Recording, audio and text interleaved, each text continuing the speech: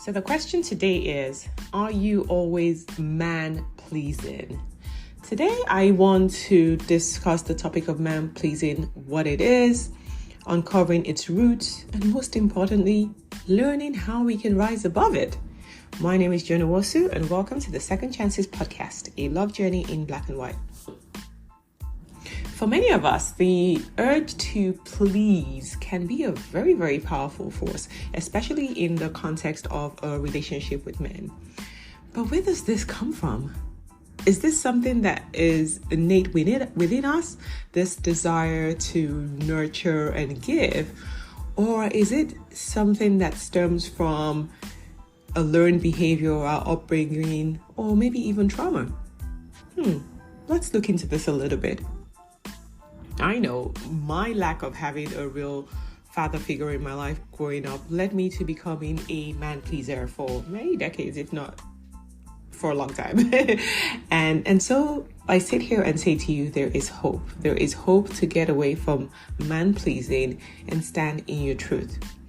You see, man pleasing usually stems from this traditional mindset or conditioning by your upbringing, your parents, your environment, your society, where women have been portrayed as the caretakers, the ones who prioritize other people's needs, the one who are submissive, who don't have a mind of their own, and they need a man to lead them, right? And this has been reinforced over many, many generations.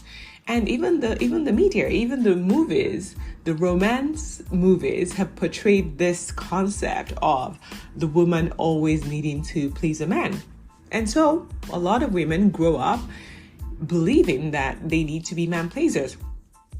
Again, don't get me wrong, you need to please both ways, but I'm talking specifically around the concept of relinquishing all your own needs and desires and just constantly pleasing a man. So doing everything just to please a man. So the consequences of this man pleasing, well, they can be very, very profound. A lot of relationships suffer when there's this sort of imbalance between both sides. When one person is always bending over, always giving up their own desires and dreams, and constantly just focusing on the other person's needs. It leads to a lot of resentment. I know I experienced that.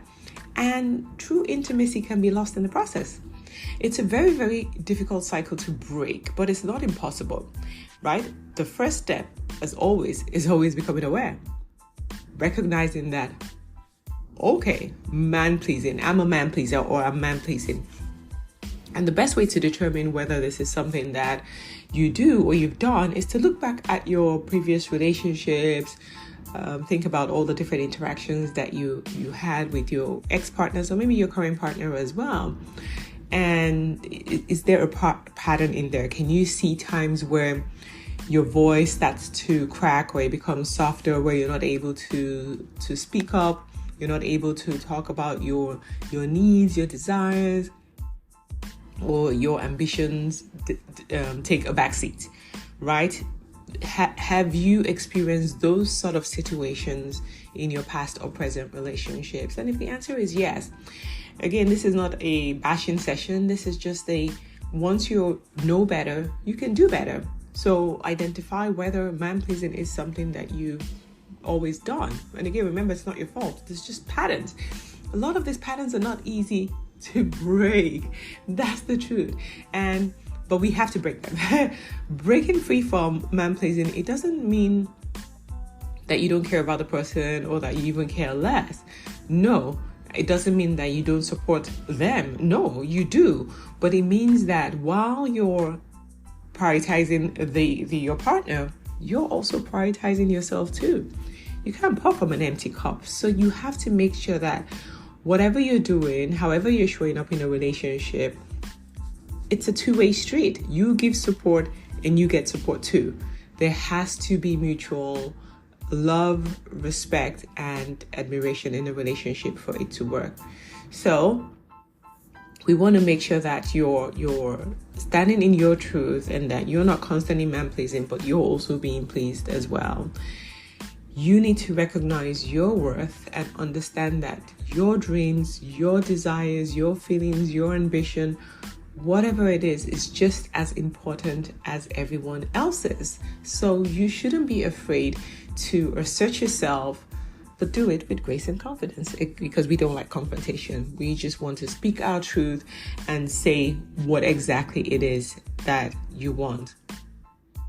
And in the course of your relationship, when you start to see old patterns where you're being put down or you're being disrespected, see it as a red flag and then decide if you want to be in this relationship or not. Because again, a lot of red flags really come up in the early days, and you need a partner who is going to be supportive, not someone who's sending you right back to where we're trying to heal you from, right? So stand in your truth, stay aware, look at the relationship, the dynamics of the relationship that you have, and hold back, lean back. Make sure you're not constantly pleasing. Allow yourself to be pleased as well.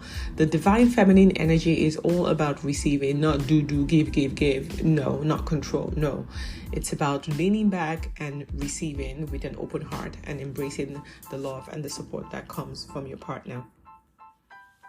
So whatever you do, start working on building a solid foundation for yourself, where man pleasing, you may still fall into those traps once in a while, but let that not be the do it all, the be it all of your relationship, right? Communicate openly with your partner about what it is that you want. Make sure that your boundaries are very, very clear, right? And find yourself a support group that can help you. It could be getting a dating or relationship coach, which I can help you with. But if not, find people, the right people, not just anybody now, that you can lean on. Or you can also join my Facebook community, where you can lean on to get the support that you need to make sure that your needs, your desires, your boundaries are always being met, right? When you're weak, we'll be there to hold your hand, right? So slow down the relationship as much as possible. Make sure you're staying aware and make sure that you're not a man pleaser anymore. You need to be strong and recognize that you are worthy of the type of love that supports and respects you. You have to always choose you. You are number one. You are the most important person in your life, and your desires and wants are valid. You are allowed to want the things that you want, right? It doesn't mean don't support your partner, but you need to be supported as well. So cheers to no more man pleasing. Thanks for listening to today's episode on the Second Chances podcast, a love journey in black and white. Till next time, sending you love and light.